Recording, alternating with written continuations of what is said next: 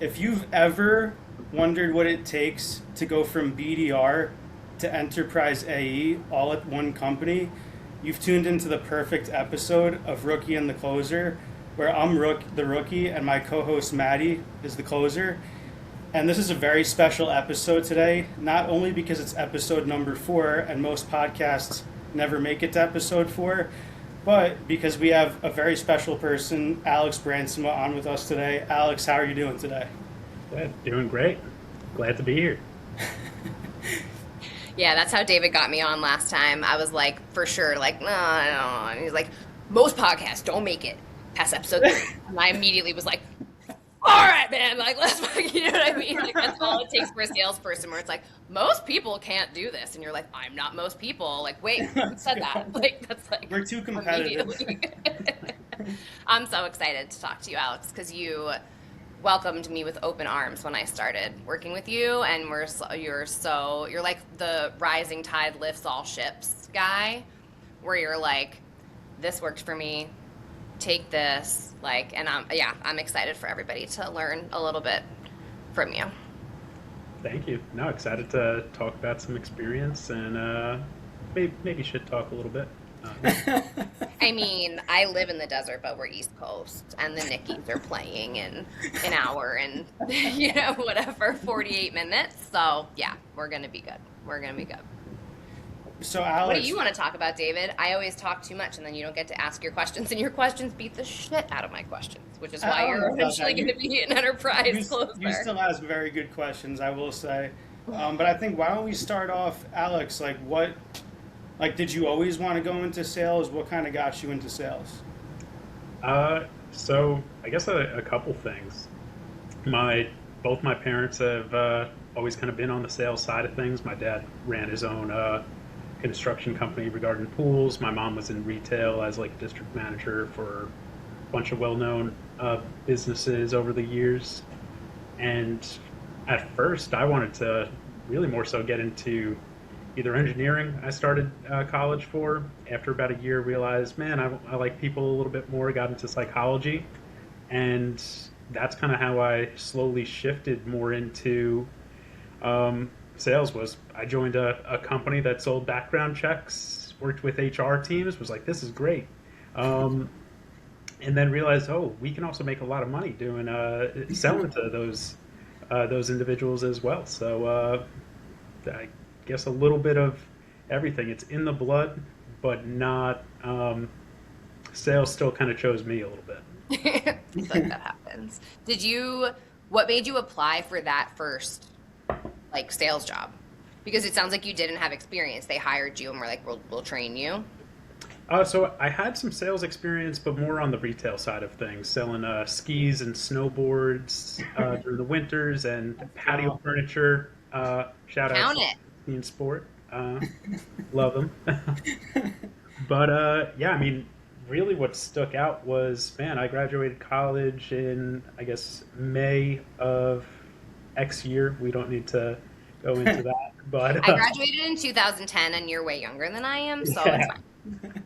But after about 6 months of just applying anything and everything I could, trying to get into the corporate world, found this little company called Good Egg, owned by Foley. Applied to, I think, 3 or 4 different roles because I was like, this looks like a really interesting kind of business. At the same company? Oh, yeah. I applied, I think, to customer success, as a business development representative, as an AE, and maybe another thing in operations as well. And I'm circling back to that. Keep but our friend and mentor JP reached out, grilled me a little bit on I guess what position I truly wanted, talked to recruiters and all that, and kind of fell into the BDR spot as my initial foot in the door. Okay, I'm gonna have a hot take because that's like so strange for me to like really go in immediately, but do you think that JP sold you on being a BDR because he like wanted you or they needed that position? Or do you really truly feel like if it had been not a great salesperson talking to you, do you think you would have chosen the same thing? And why?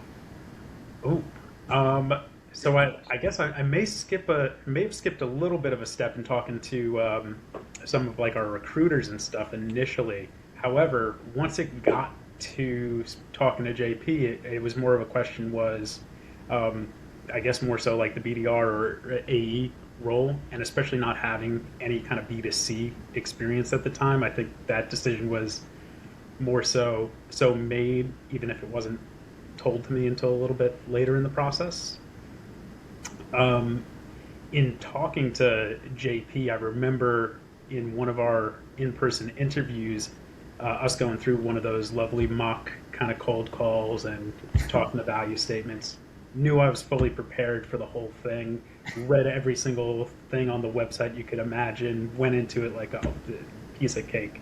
And he asked me one question after going like, "Hey, hello, this is Alex. Like, looking to do this." And I just completely paused and messed up. I'm like, I'm not getting this job. Went back, but we went back, and he's like, "Hey, just sell me something you know, like how to sell, or go back and like just think of something that you like."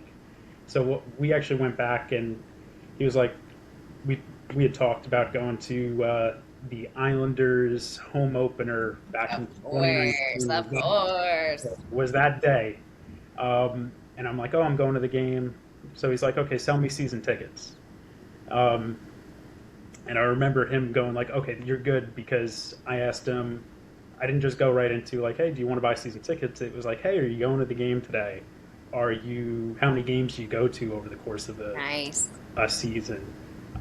Like, what do you like about the Islanders? What would really stick out to you?" And it was really just almost defaulting to that discovery process without even any kind of prompting too. So without speaking to him directly, I think it was more so like he kind of just saw like, oh, he's inquisitive. He's always trying to kind of, I guess, understand both people and also what would actually help them out.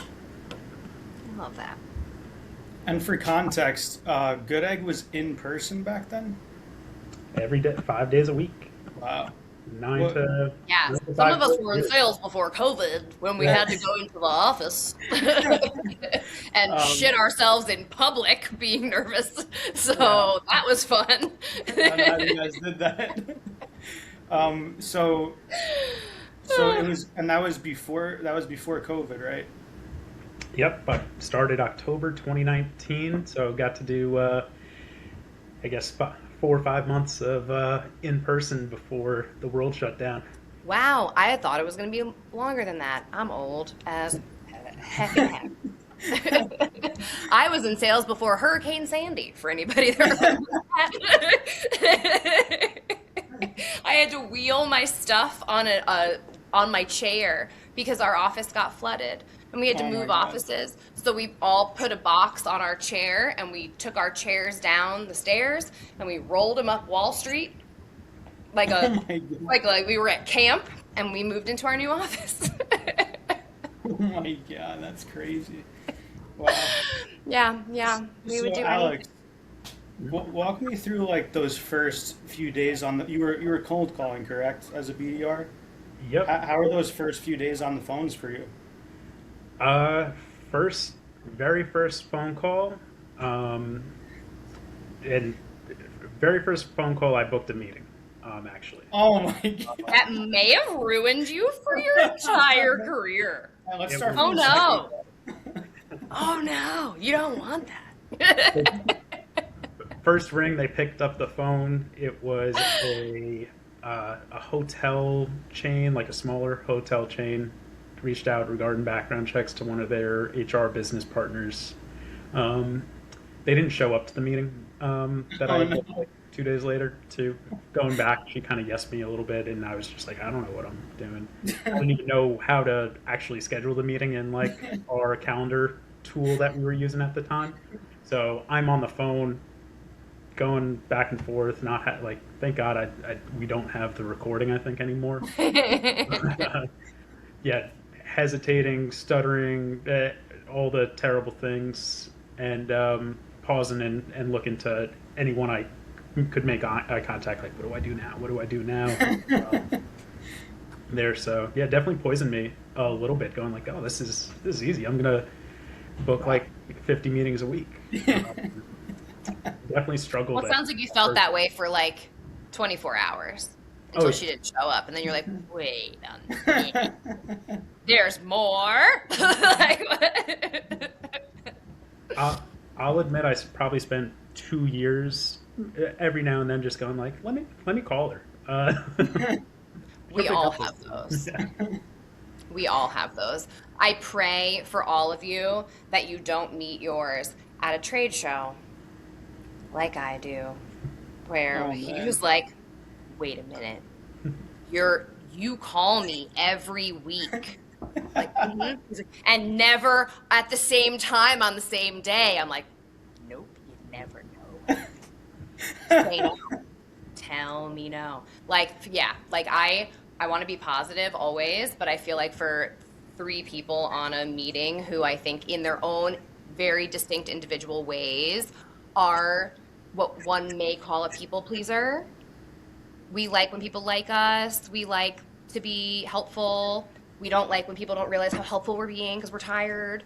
Yeah, there's like some people that just you're like, please just tell me no. Like, I know, like, especially JP, like JP, who I think we're gonna hopefully have on in the future. He's the boss that taught me ask all the questions to the prospect that you know your boss is gonna ask you. So I would literally leave voicemails like, hi, Aaron. Hi, Aaron. You know that you're probably not going to move forward. We both know that, right? But JP's going to ask me later if I called you. And I can't lie to him because he knows when I'm lying.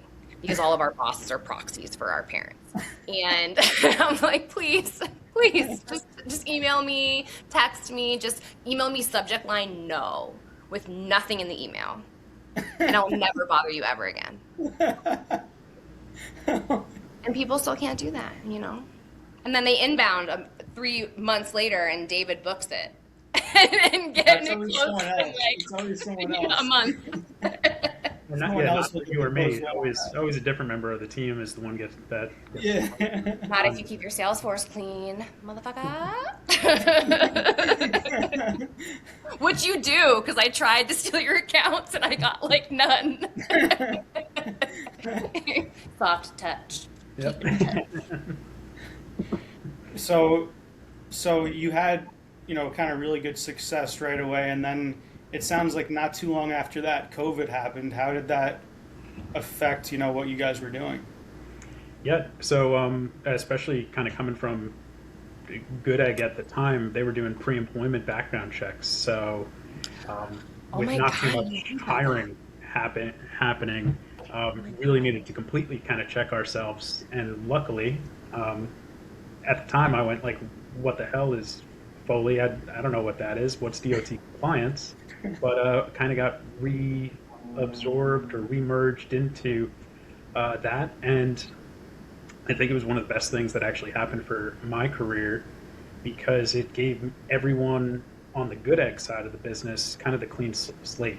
None of the AEs knew DOT compliance as well. Really, no one at the company outside of the more legacy employees there. So I took that as an opportunity as like, okay, I know I can learn things pretty quick.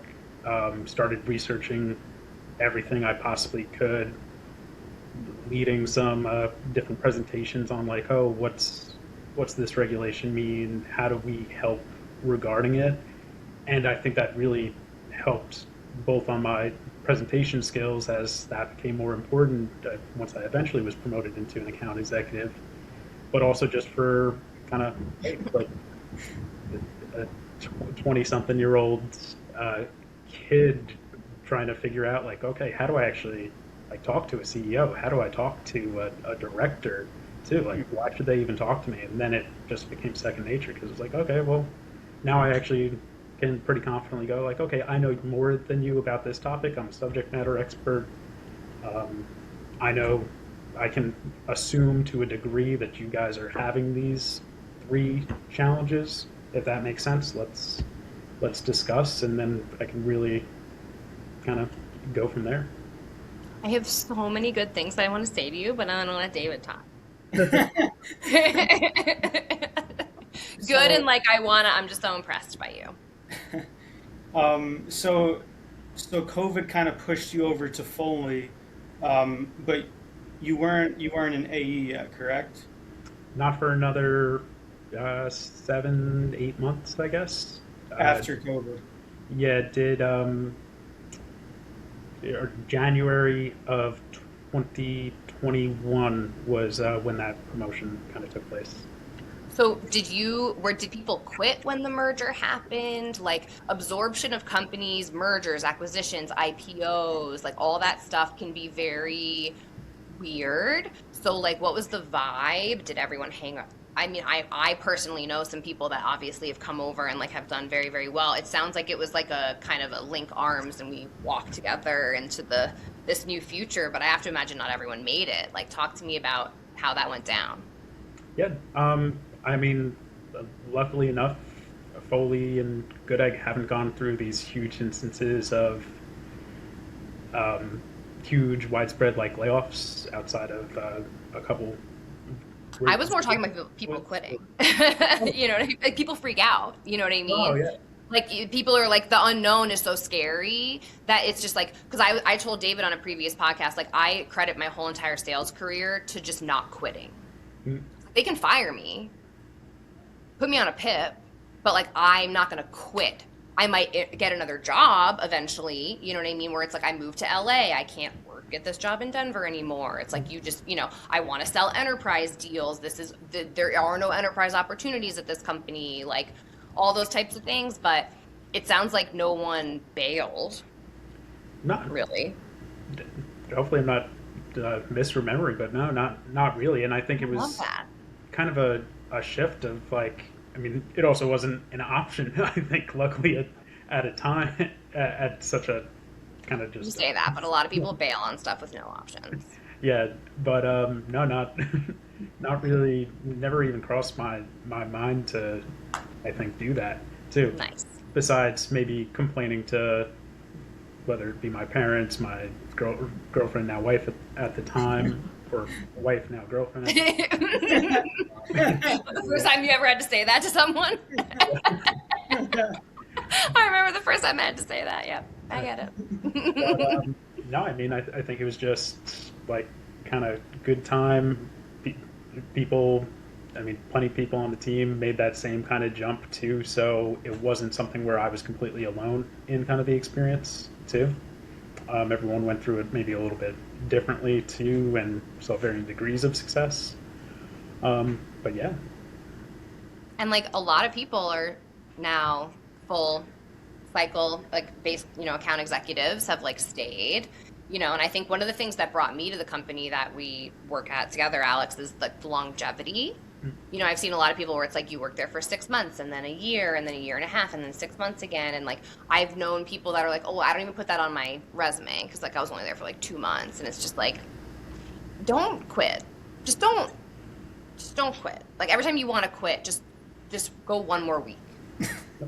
Just go one, and then all of a sudden you're like, it's been 2 years, and you're like, maybe look for a new job now. But like for me, like 2 years was always my line of like, don't quit.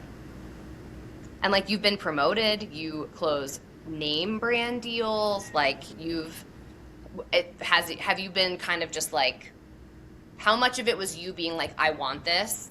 Because I know in my career, as a woman especially, unless someone says like, you should go apply for this I know you can do it, you should go apply for this, I generally didn't.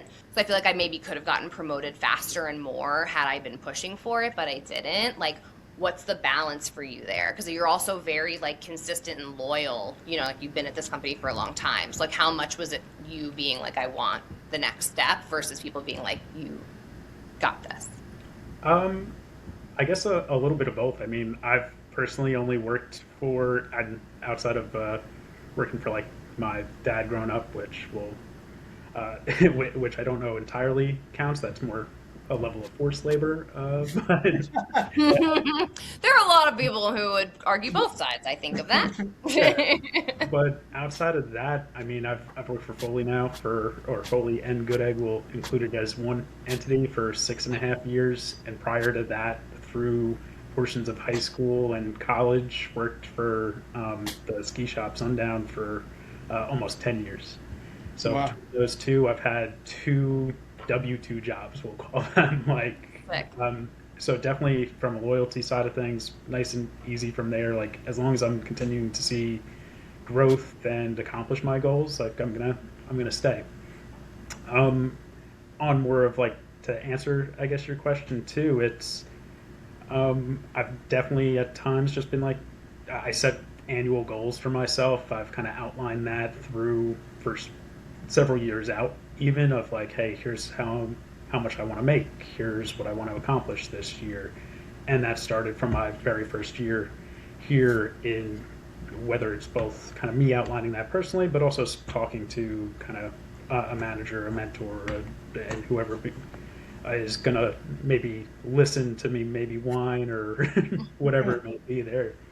I think that's really important because if you don't have kind of a target that you're looking for, kind of that light at the end of the tunnel, you start to get lost pretty easily in sales, and it definitely becomes kind of just the rat race then too. Like it's really tough if you're not kind of focused on maybe a higher goal there too. I always said over the last few years, like it was like, yeah, if you need something to do, get married and try planning a wedding and see what the cost of all that does. That helped me sell quite a bit a few years. Trying to Let's do go. I fucking love that, dude. Yes. Yes. I've said this before, but like me and this one other girl, we used to yell, Louis Vuitton doesn't go on sale, girls. Get back on the phone. They don't put it on sale. They don't. You know, for me now, I'm a little bit older. I'd be like, Goyard doesn't go on sale. But, you know, you have to, yeah, I mean, whether it's a family or a house, you know, and it's like I've talked to other people who are very successful and even like, you know, founders of companies who are now billionaires. And it's like you grow into your lifestyle, you know, but if you don't see yourself as someone that's worthy of having that lifestyle, like you're not going to achieve it.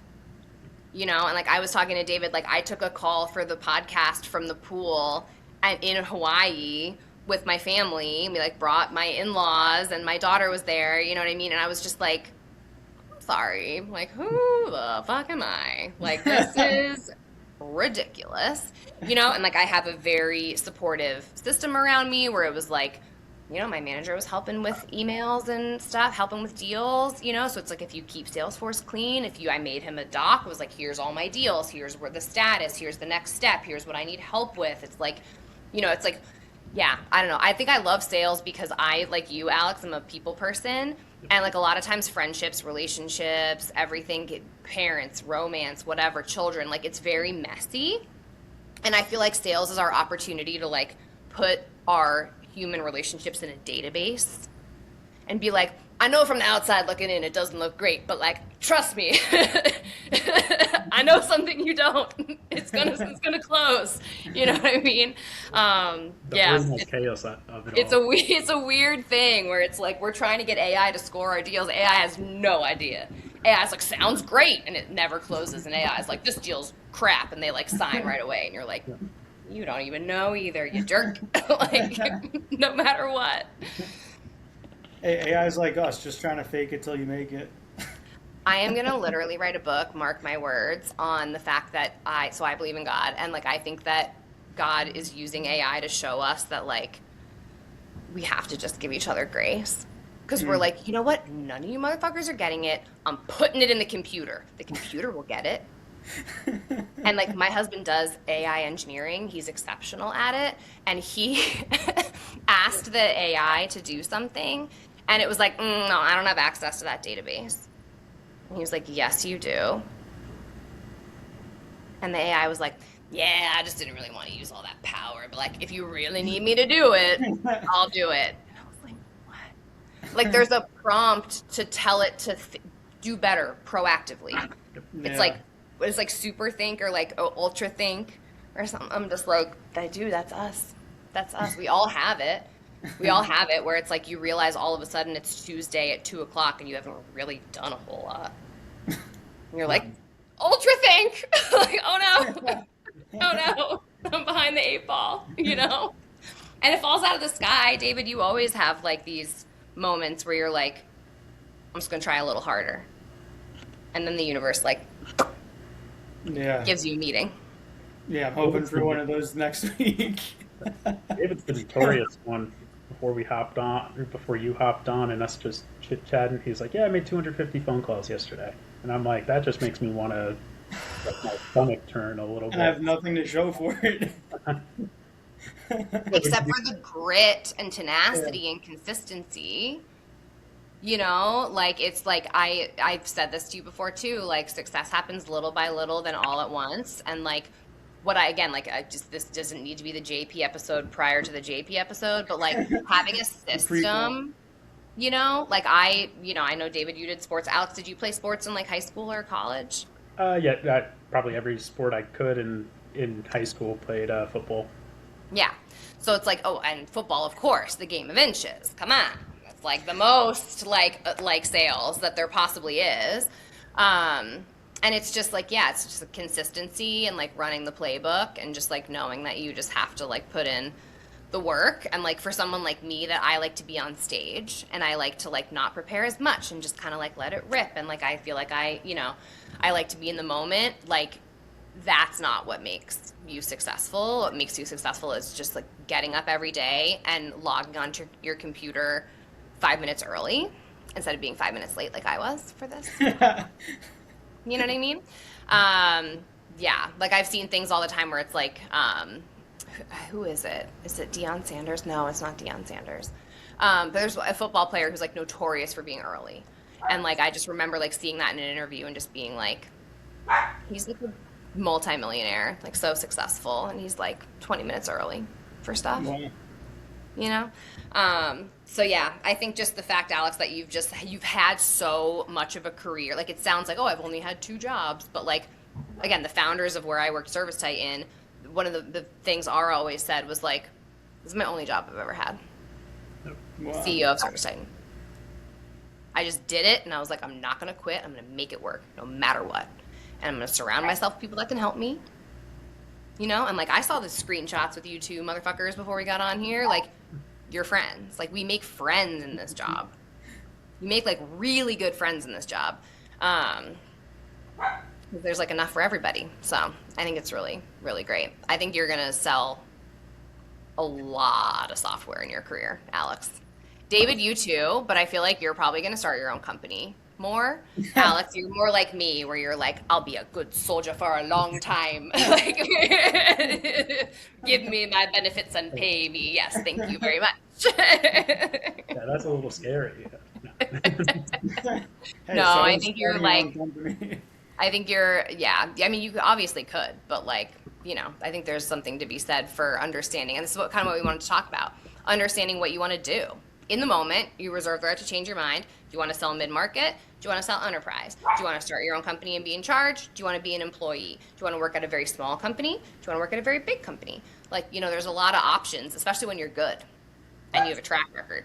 You can kind of pick and choose. So, like, have you started thinking about that, either of you? Because, David, I mean, you have a meteoric rise. You're definitely going to get promoted relatively soon. Alex, I think like you're so young in your career and you've closed such big deals already. Like it's exciting to think about what you might want to do. How do you guys think about that? Me first or David? Yeah, you that's first. a better question for you, man. But yeah, I mean, I think it's something that I'm constantly thinking of too. And for me, like I said when we first hopped on, the sales side of things, I think is just kind of the thing that kind of picked me, but I love it because of the people side of thing. And as long as I kind of get that experience where I'm still dealing with people, I get to kind of put my spin on things, then yeah, that's the path that I'm going to kind of stay on too. When you say people, do you feel like customers or people in general? And the reason I ask is because when I was younger, I thought the only way to get promoted and move up is to go into management. And I did that, and I've talked about that, but like I missed strangers. You know what I mean? So what do you think about like internal versus like customers? Man, I love a little bit of all of it too. Because I mean, some of the best days that I have are like, oh, know what, I just closed a couple deals, but oh, now I get to talk to like our onboarding team and go through kind of that process. Like, let's kind of do the game planning portion, or so much of the sales process becomes like the project management pieces of it, which is almost fun to me because it's like, okay, well, I've built this great relationship. Like, now, how do we kind of leverage that to be like, okay, kind of rally the troops, or rally. Yeah, rally Alex is the best of both worlds. He can do both Oh yeah, sides. I'm not going to give you a full on like, oh yeah, this is exactly. Like the dreams. But it's like, no, I want a little bit of everything. I love it. Is Like, it? yeah, I'm gonna close a great deal and make sure you're successful and like hang out and like that's there are sales unicorns out there. Like I say all the time about my manager, he is not in the business of doing bad deals. You know, like you got to be in the business of doing good deals and like using them as referenceable customers and like being a good internal partner, you know, like exactly like you said, you're like, yeah, I closed this deal, but I'm going to meet with onboarding and like make sure that they have everything they need to like make this customer successful. Like it's a lot. I can tell you one thing that only just happened, and it keeps me up, is I had my first deal that did not make it past our initial year It's the worst. ever in Wow. 6.5 years. It's like, it feels like That's a return. crazy. So it didn't feel good on like on the paycheck side, because you see some of that. Track record is unbelievable, But but it still hurts. but that was tough, man. I called up my manager and I was like, "This is possible? Like, they can take money back?" No. Clawbacks, baby. That's a good thing for any of you that haven't interviewed for sales jobs or are looking at, you know, interviewing and stuff and you don't know what questions to ask. First of all, if you're interviewing for any job, not just a sales job, have a list of 15 questions because they're going to ask you at the end, do you have any questions? And if you're like, no, I'm good, you're not getting hired, right? So like ask some questions. But also commission structure is a big thing. If you're at the finish line for a sales job, I'll caveat, I love talking out of both sides of my mouth. I'll caveat that by saying if this is your first, if you're a waitress like me and you're getting offered a job where you get to just sit on your butt and call people and get paid more, just take it and don't quit for like 2 years. But as you get better, like we're talking about, you have some equity that you've built because you have not quit and you've been successful, like both of these gentlemen here. Then you can start being a little bit more choosy and ask about the commission structure. If they can't produce it for you in like in Excel or tell you the math, that's weird.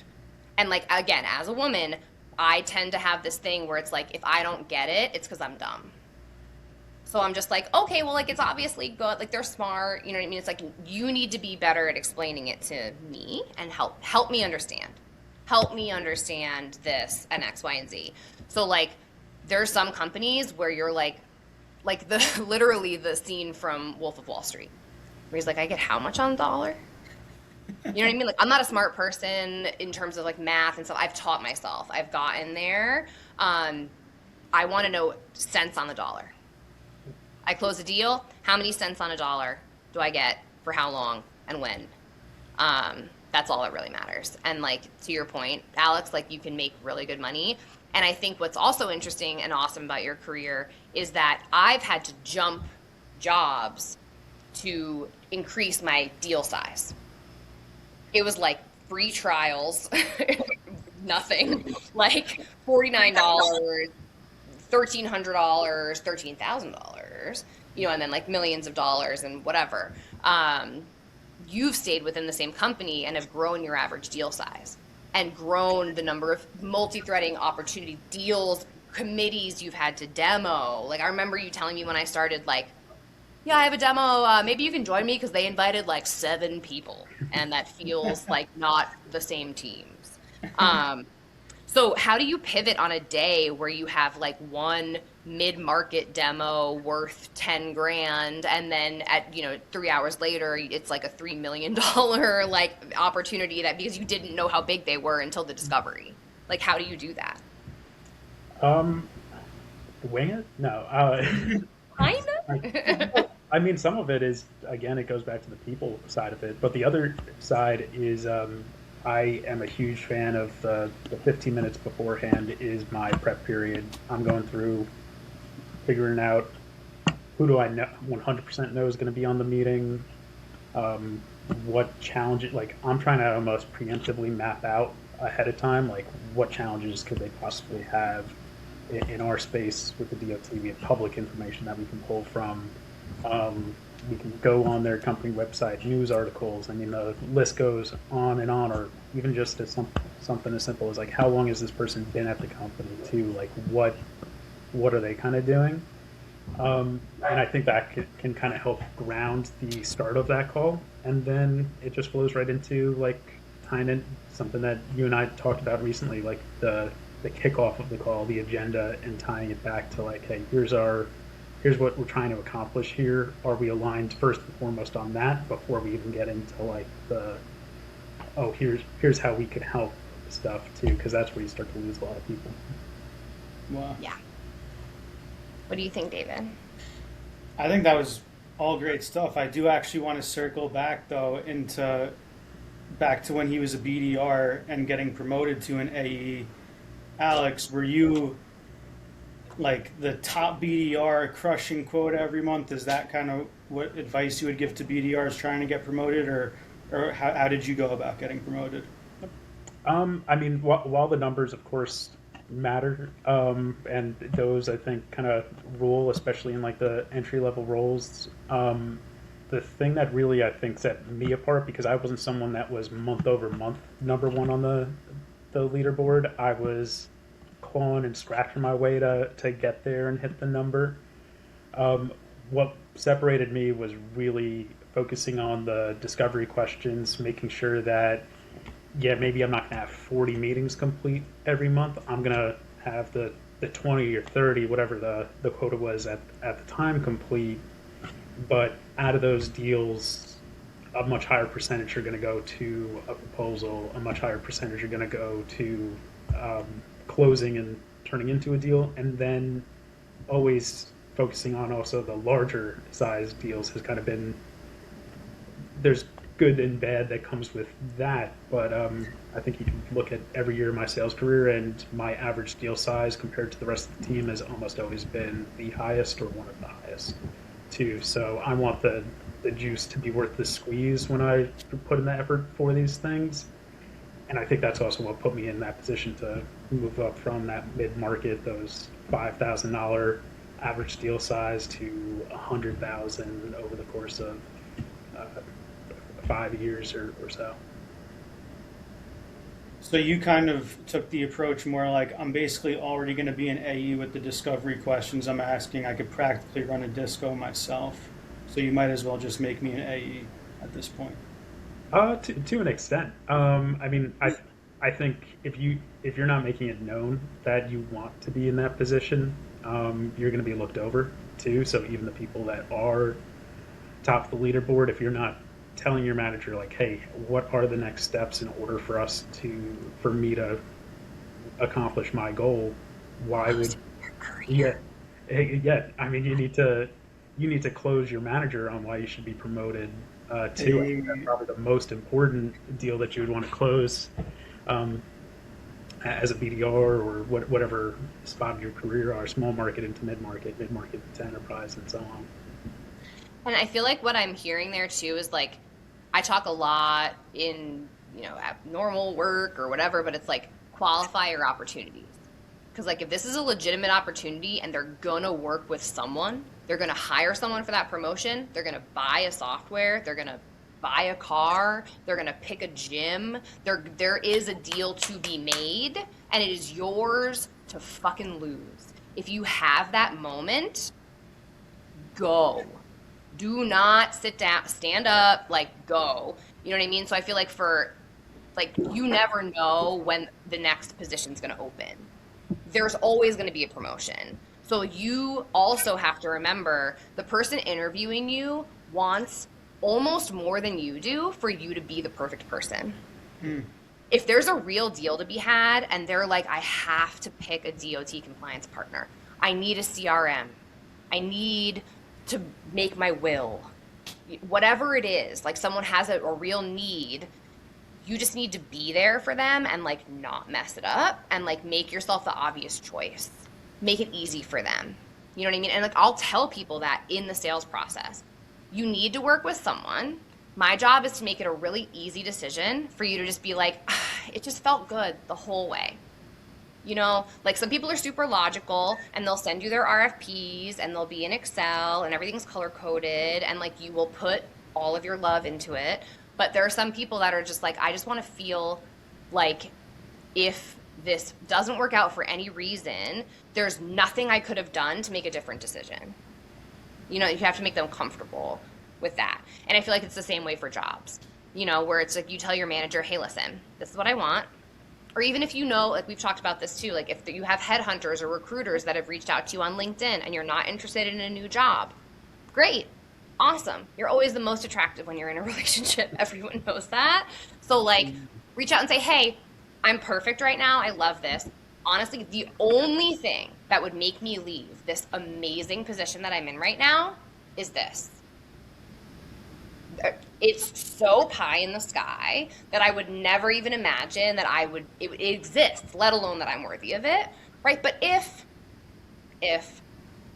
the job that I got selling digital asset management, photo storage, was like the best 2 years of my career because I placed an order with a recruiter.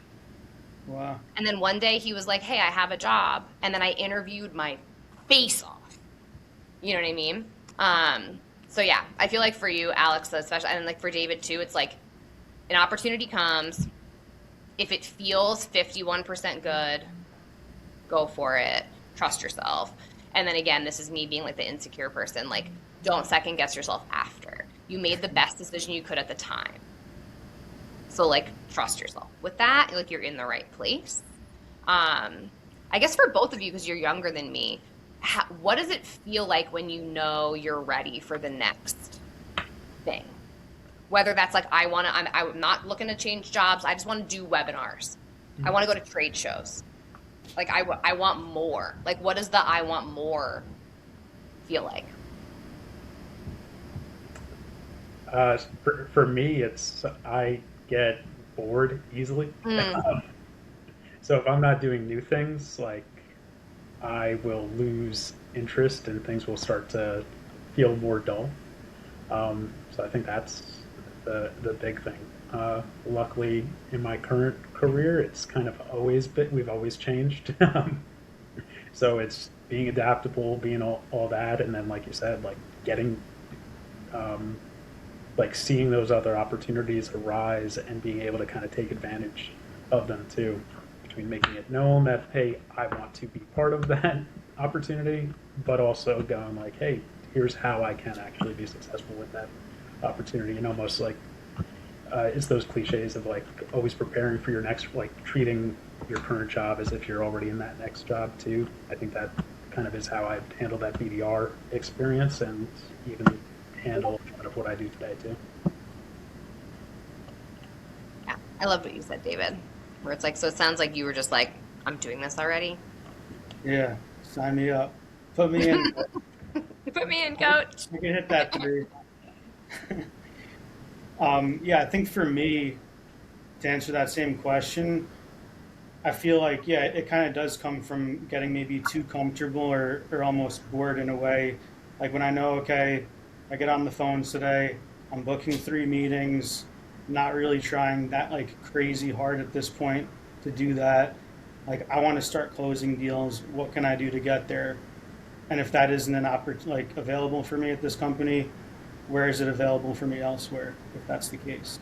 So yeah, that's my answer to that. I mean, I feel like it's very brave to like say you want more too, because like there's a book out there called Radical Candor. It's very good. And there's a concept in the book that talks about rock stars and superstars and how every company needs both, where there are some people that are just like, next, what's next? More. This, I did it, I'm done, I'm good, let's go. I want more and better and I can do it. And then there are some people that are like, I want to do the same job forever and be so experienced at it that I can help so much more effectively You know what I mean? Like, just like imagine like an office manager where you're like, if she leaves, we all die. We're You know what I screwed. mean? Like, and like I say that when I sell software a lot, where it's like, if Janet wins the lottery tomorrow, all of you are so fucked. Like, it's insane. Do you have any idea what this woman's doing for you? You know, like a call center manager or something. Um, so I feel like a lot of it, yeah, is just making yourself like indispensable and understanding that, like, do you want to be the best at one thing, the absolute best? Or do you want to do more and different and better? So in sales, it's, do you want to challenge yourself to sell different things or sell more higher priced items? You know, and it's like, I think I've said this before, like enterprise is just like more zeros. Like, I mean, Alex, you know, it's not that different. It's really not that different. It's kind of more annoying at enterprise, to be honest. Like, I feel like the top mid-market or the accidental mid-market that falls into enterprise is like the best deals. You know, where it's like, do you have a legal review? Nope. You're like, ooh, okay. Let's go. So yeah, if you could sell anything in the whole entire world, what would you want to sell? I'd say if I could. Passenger tickets? Yeah. No, man. I mean, the other, I guess before answering that, I was even just going to say, like, the one thing I've noticed as you go into the enterprise isn't so much the wins feel that much better, the losses hurt a lot. Girl, who you telling? That is Yeah. so true. Uh, So that's- true. because of I the never time. thought about it like that. Yeah. Is that because of the time it takes that you put into it, or Yeah, you're basically dating someone for 6 months, and then they're like, well, I actually found someone that's much more handsome than you are. David, sorry, I went and like we're getting married tomorrow. And like my first sales job, I was closing 4 deals a week. The largest enterprise role I had, I closed 2 deals a year, and I was number 1. wow, You know what I mean? So it's like just and again, like it's a number. Sales is a numbers game. Do you want to make 200 dials to book 10 meetings, 5 of which hold, 3 of which are opportunities, 1 of which closes, and you do that every day? Or do you want to hang your hat on a huge thing that could absolutely break your heart? Absolutely break your heart. Yeah. You've done both, Alex. Oh, They both suck, right? We're like trying to sell people on getting in sales, and we're like, don't do it. yeah, don't do it. I have 2 losses that still keep me up at night. we all have them. Yeah. Yep. But I guess more so like selling anything in the world, I think it's just something that is going to solve a problem more than anything. Like, I don't want to sell yes to someone. I don't think it matters quite as much like what that aspect is. I think it's just more like, hey, like find a product that works, that solves whatever that its focus is actually helpful to someone, and then that's going to be much more rewarding than trying to sell like some kind of trinket or tool that is much more of like a nice to have kind of solution there too. Yeah. So like compliance tools, I think are going to be kind of the way of the future, because you see AI kind of replacing more of the stuff that can be just automated. So you're going to need something that can actually verify that has maybe a legal backing. So I think those are kind of the things that I focus on and looking enough to already sell. Yeah. Yeah.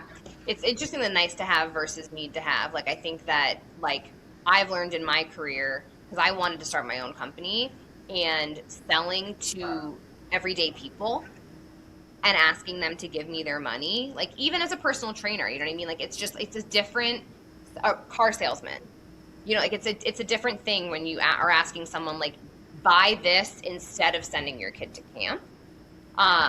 And I think that that's like a very brave sale. Like, I personally like selling to businesses. So like, for anybody that's not in sales, like B2B, they normally do like a B with a number 2B. B2B is business to business. I work for a business. My business is selling a service to your business. So someone's brokering that, But like when you're talking to Sally, you're not like taking her retirement money. Whereas like selling something else to someone, like if you're a very confident executive coach or life coach or personal trainer or nutritionist, and you're like, I have this program that I have seen people like Tony Robbins, like time and time again. The like, you can sell that to people. Again, it goes back to like knowing yourself. Like, how much are you comfortable asking for? You know, like, so I learned for myself, asking for $5 or $5 million to me emotionally feels the same.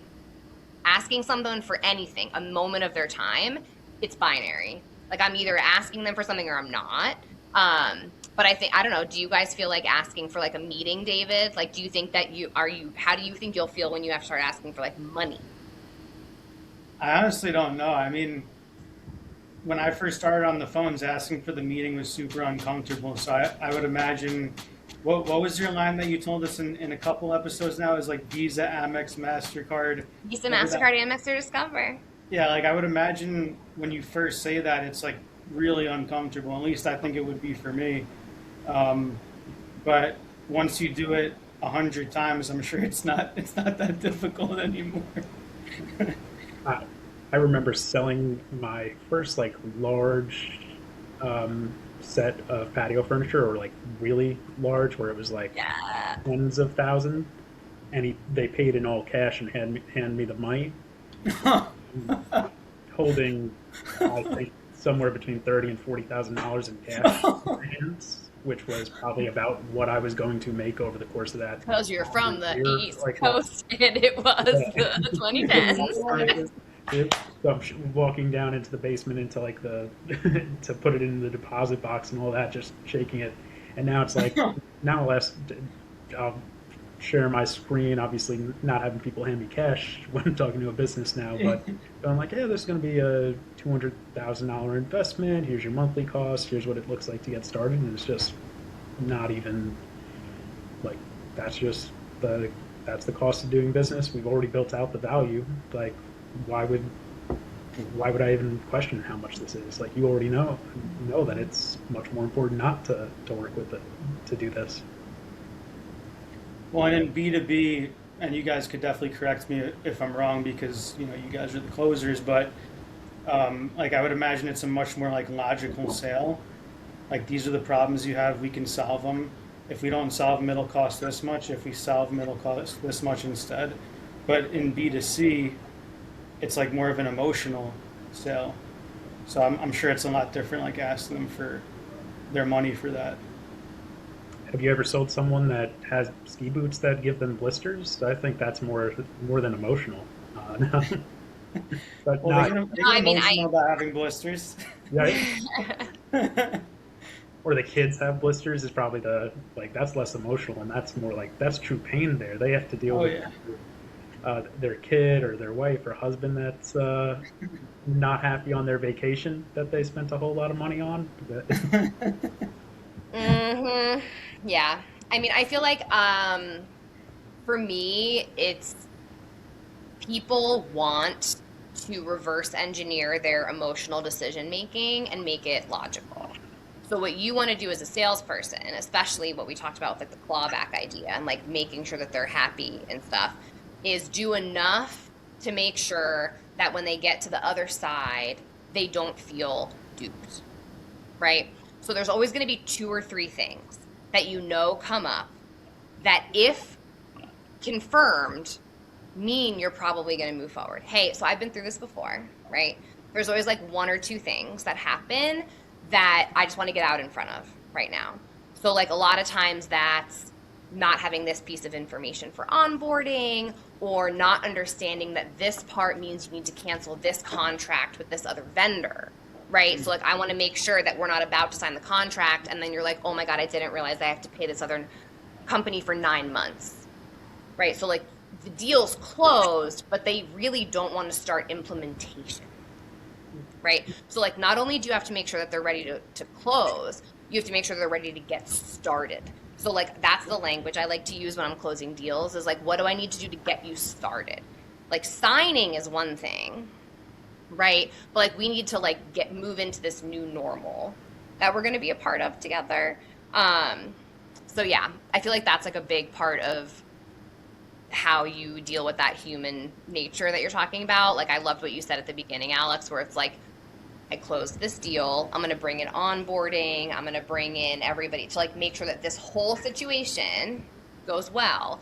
Because at the end of the day, my reputation's on the line for like this deal that I did, this partnership I put together. Like I say partnership. Like who's your compliance partner? Who are you partnered with for this? You want to be like, my daughter and I say helper girls. Be a helper girl. Be a helper. Be a helper. And it helps grow your career. I always say someone's going to need someone who knows someone who needs someone just like you someday. Facts. So Alex, you did all that stuff as a BDR to become an AE. You started out in mid-market as an AE, correct? Yep. Talk us through like what were those first couple of discovery calls like, and like what were those first couple of deals like that you closed? How did that feel? Yeah. Man, almost every time I've made the jump, I've immediately struck gold and then go through some kind of lull of like, no, and then it poisons you a little bit. But did you realize that before we got on here? no, Have you ever thought about this before? no, I've thought about it. Okay, I was just making yeah. But even on like the mid-market side, one of the first months went almost the entire month, no like just running meetings, booking them for myself, not really having any none of the whole inbound or anything, just strictly cold call. Should be. That's the old Full cycle. Yeah, true full cycle. Wow. Awesome. Lucked in towards the end of the month.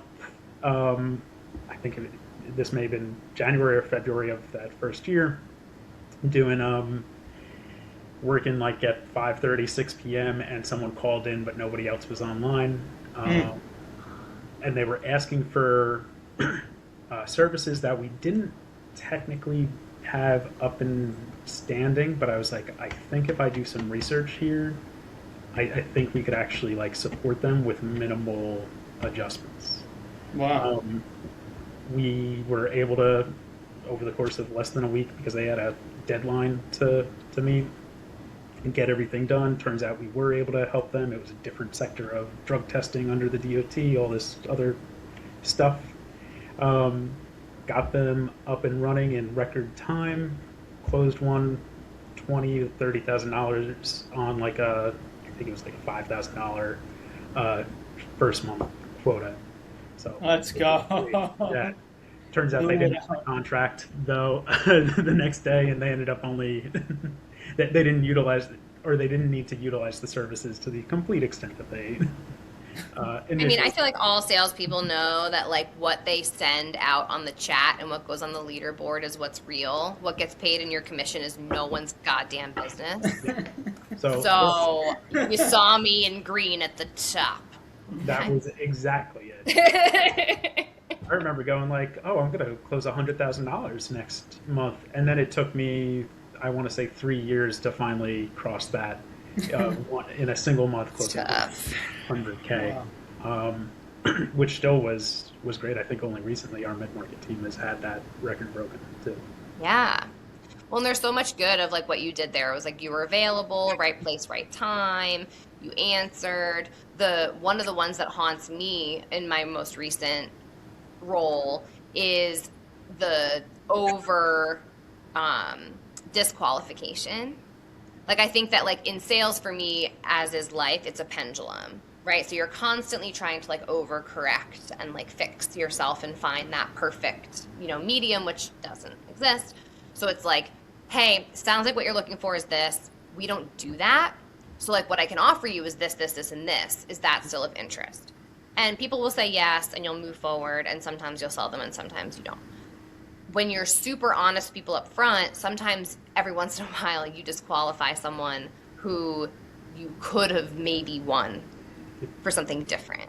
And that's killed me, where it's like, I don't know, I just feel like based on X, Y, and Z, like we're just like not maybe a great fit for you. And they're like, okay. And you're like, shit. Normally the negging works a little bit better than that. And they're okay. And like what's brutal for me is they're a giant construction company and I see them everywhere. They're rebuilding the zoo that I take my daughter to. That's crazy. I see them everywhere. It's like breaks my heart. So yeah, I mean, I feel like for you, Alex, it's like right place, right time. You were there. Same with you, David. Like when you were like, oh, I didn't book any meetings today, and then you're like, I'm just gonna make like a few more phone calls. You know what I mean? Like it's just like that little extra effort, and then you decide, I'm honestly too tired to just qualify you. I'm gonna flip you to the next stage, and then it like worked out. You know what I mean? Like I just feel like we've talked about this too, David. Like Alex, you and I both take too many conversations. Yep. We're always like I'll talk. You know what I mean? I don't know, David, how do you think you'll be? You're like a little more cold-blooded. Like, do you think if someone's like, give me unpaid consulting, like, do you think, like, you know, if you're like, you're not going to sign up, like, I know you're not going to sign up. Like, what do you think you would do if you knew in your gut that they were not going to sign up, but they wanted to talk to you and they were really nice and funny? I mean, I think it also depends where I'm at in my career. If I just started as an AE, I'm taking every damn conversation I can. Screw it. That's how you get good, right? That's how There you you go. can, Yeah. Yes. that's how you can Great point. develop that sixth sense to know whether they are like could be a good deal or not. So I think it depends like where I'm at. If it's been, you know, if I've been at it for multiple years like you guys, then maybe I'd be like, yeah, like I know this, like I don't want to waste my time. I'd rather go with someone that like I can actually work with or at least have a chance at selling. But in the beginning, I'm going to take everything to try to get Okay, good. so if I put you on the spot right now, if this were an interview for you to be an AE, what are one or two questions that you would ask me to know whether or not I was serious and worth your time? That's a great question. I think I would definitely add, like depending upon what problems we solve, I would definitely ask if you even have those problems, and then like that would be first and foremost, right? And then maybe I'd ask budget. I don't know, because like sometimes like they might not have the budget, but like then if they have those problems, they're like, well, shit, we won't even have a company if we don't cough up the budget for it. I'm assuming that's something you guys come across a lot, but yeah, I think I would definitely ask like if they have those issues that we solve for first. Like that would be number one. I love that. And I feel like this is honestly like a trap that a lot of salespeople fall into is like just because someone has I call it flopping and twitching problem, like they're on the floor, like, oh my God, I'm dying. It's like, okay, well, can you pay me $1,000 to fix your problem? And they're like, no. And it's like, okay, well, then you have to die. I don't know what to tell you. I'm so sorry. Please. I can do 750. I didn't ask, but I know I can get it approved. Please live. So I think you're spot on, David. Like your instinct was like, and it's uncomfortable, right? Because you're like, oh, well, do you have a problem? Can I help you? It's good. We're gonna talk. But the future is so bright. And then it's like, okay, but like, who signs? Who signs? Does he read his email to check to sign? I can't text the agreement. What do we do?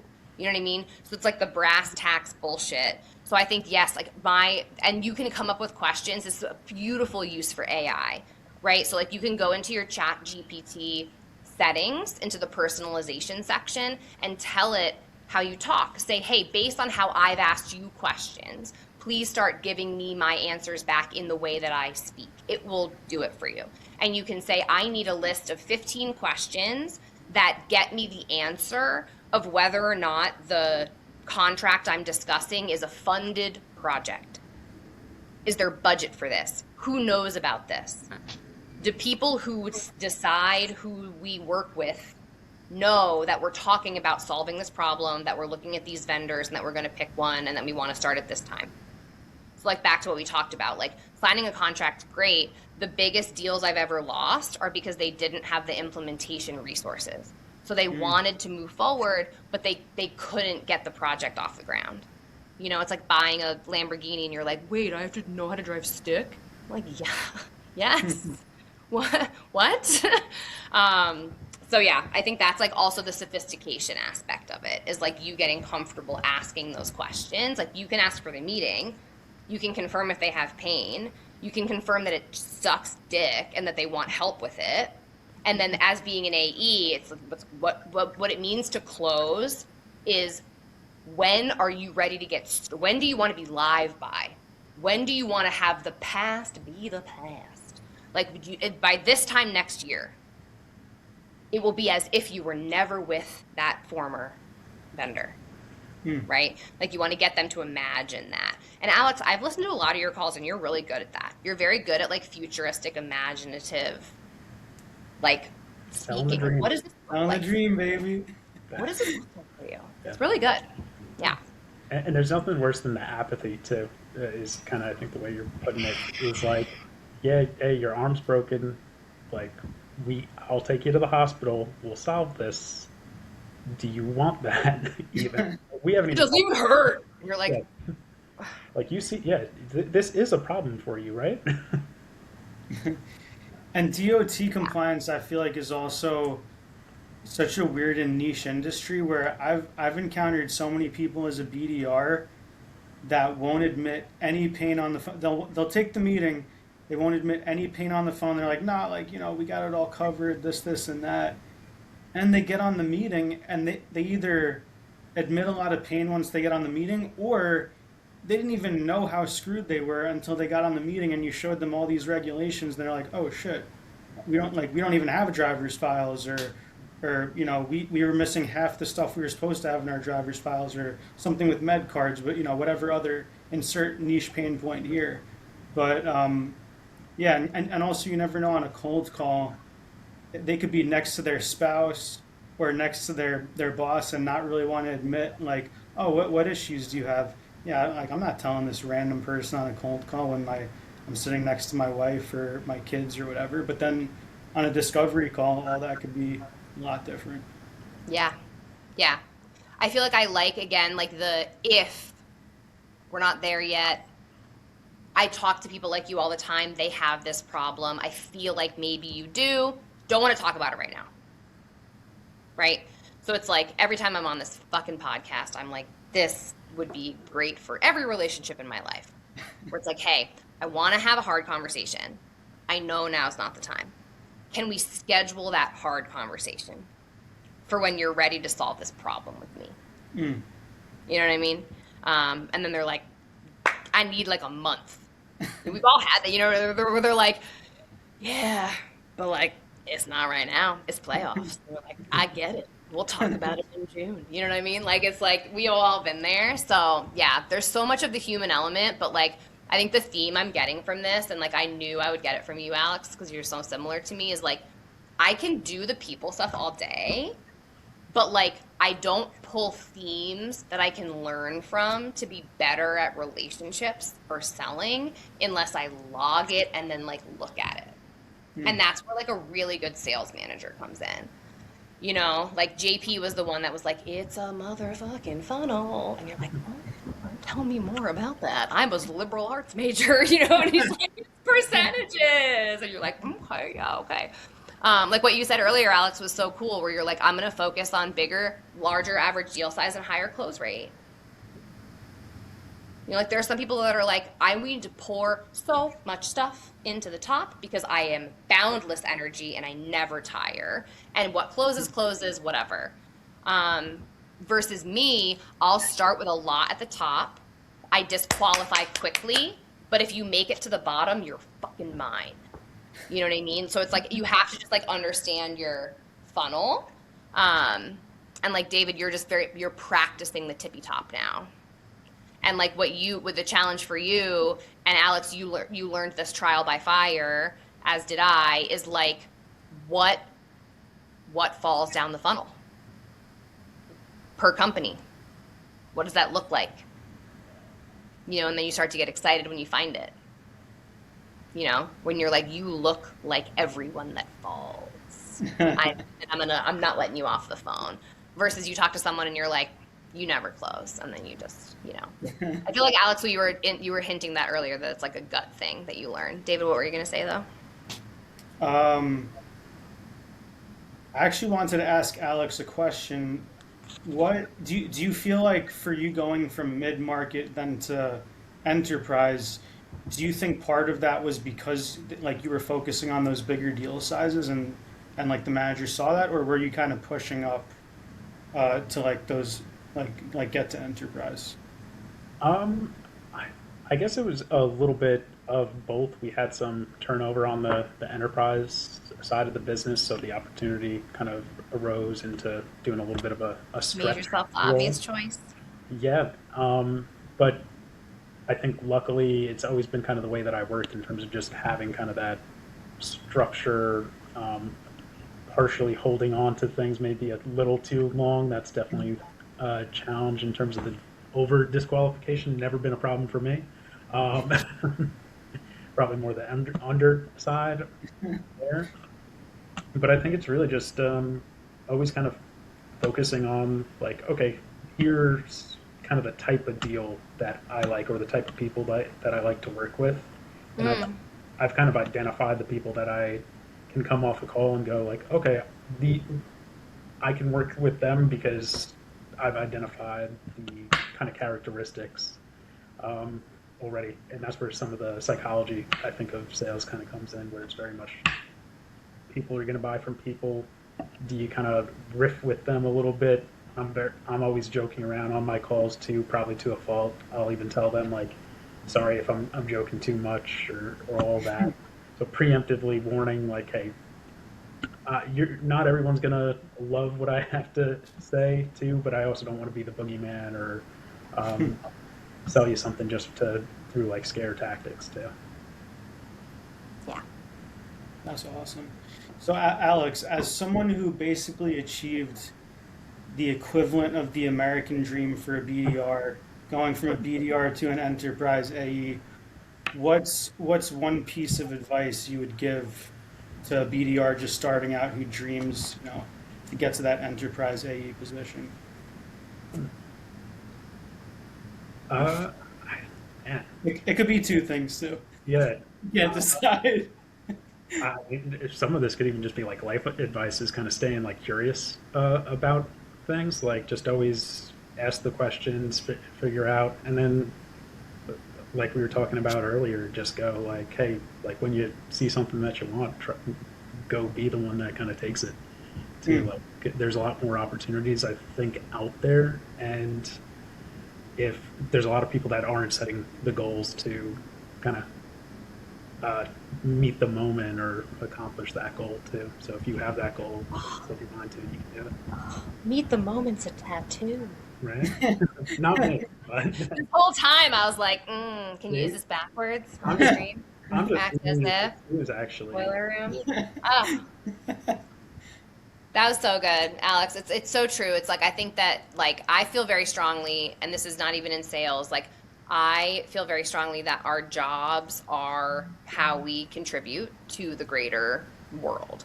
Like we all want to be family people and whatever, but like we're in a society, we're in a community, we all have skills, and like I sometimes pinch myself where I'm like this, I could be digging ditches. My husband did manual labor. He was a plumber. The like what he looked like when he got back. I always would say there are people that shower before work and there are people that shower after work. And if you're one of the people that gets to shower before work, you count your lucky motherfucking stars that you get to do that every day and you get to talk to people and you get to like broker deals and converse. It is such a metaphor for life, Alex. You're so 100% right that it's a metaphor for life. And we get to practice every day having hard conversations, and we get to practice understanding if people are really saying what they want or if we're asking them questions in a way that makes them uncomfortable to answer negatively, which I feel like we do a lot when we're like, this, I don't want you to say no because then I have to delete you from my pipeline. And viscerally, that makes me feel bad about myself. So yeah, I think the advice that you gave is perfect. It's like, come in and like just make yourself the obvious choice. And what that means is just don't be a problem child. You know what I mean? But like also don't be a insert derogatory, negative, soft statement here. Care, have an opinion, like I feel like both of you are really good at that, where you're like, this process could be better. And I will do it the old way. I will whistle while I work. But I think that this could also be better in this way, and let me tell you why. Like you're selling internally, you're selling externally. So I think my last question for you, Alex, is like, how much of this is because you know what the good version of yourself looks like, that makes you feel good, and you want to achieve that, versus like fear of not being who you know you can be. Like I struggle with that personally, where it's like I'm very scared of not living up to my potential.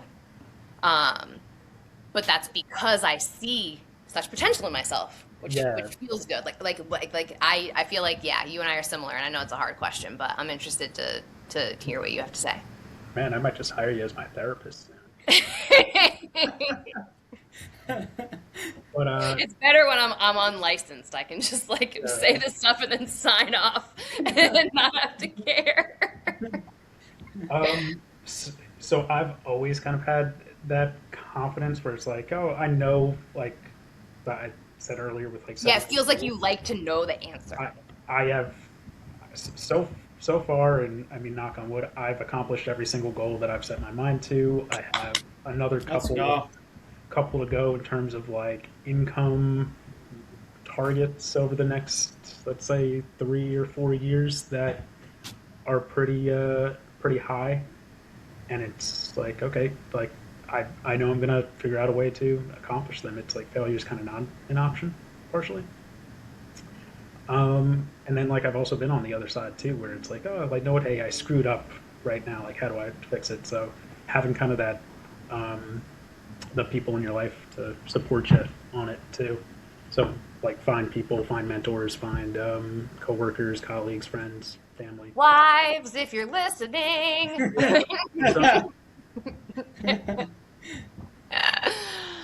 Yeah, I love it.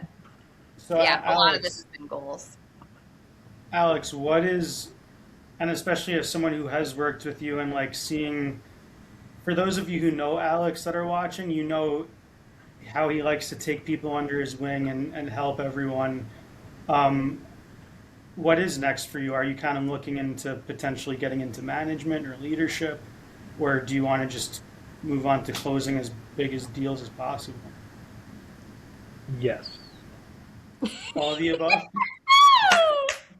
You want to know why I love that so much? Is because I do that, David, and I'm trying to. You give people two options, and then they don't give you the real answer because they pick one of the two options. So, but yeah, why You want to do both of those? Yeah, those, I mean, whatever's going to help me accomplish the other goals too. So I think that more information is needed. Love it. I'm obsessed with that. That was my first therapy session I ever had, where she was like, "Who are you?" And I was like, "Unless I know who's asking, I don't know how to answer." Because I will be who you need me to be. But yeah, I mean, I could see you in management, Alex, and like that's why I asked the question earlier. Like, do you like talking to people in general? Do you like talking to customers? And sometimes you don't know. I was promoted into management. It wasn't for me. I went back to selling. I then did like a player coach team lead thing for a while, which was like really good for me. Then I got promoted like a motherfucker and had like 75. I was managing managers with like people under me. And then I missed customers. And I feel like there's like, you know, like there's no shame in being a sales manager. Everyone's like director, VP, blah, blah, blah. It's like sometimes just being having 4 motherfuckers and only working the deals that are worth your time, you know, like there's just like a lot, you know, like you can do anything, but like I think what we've learned in this is like just start and don't quit, and then when you get good, then you can pick what's next. And you guys are very young. I'm not that young. I don't know what you're talking about. You're gonna sell a lot. I wish I was young. You're in your deep in the middle of your 30s. You know, my 30s are like the last lap in Mario Kart, where you're like, dang, I should have focused more in lap 1.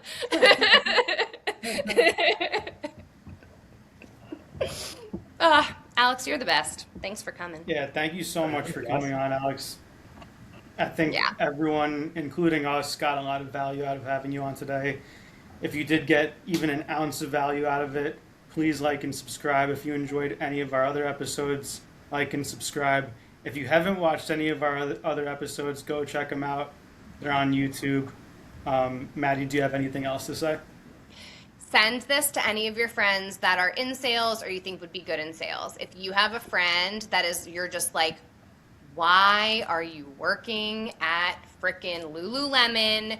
You could do so much more. Like, just they should sell Mind Body online. Like, look at what you're interested in and just see if you can sell it. Because if you can talk to people about something and you can get them to make a decision, you can make a lot of money. It's very satisfying. And everyone out there is working really hard already. And, like, I just want everyone to make as much money as they're worth. So. Let's go. Alex, do you have any closing thoughts? No, I've poured my heart out. Let's go. It's from ski boots to what? I need to be alliterative. What? The ENT. Hey, let's go, dude. Yes, no more bunny hills for this guy. Absolutely crushing it. So, I love you guys. Love you guys. And it's Thanks for Memorial Day watching. weekend. Have I love some America.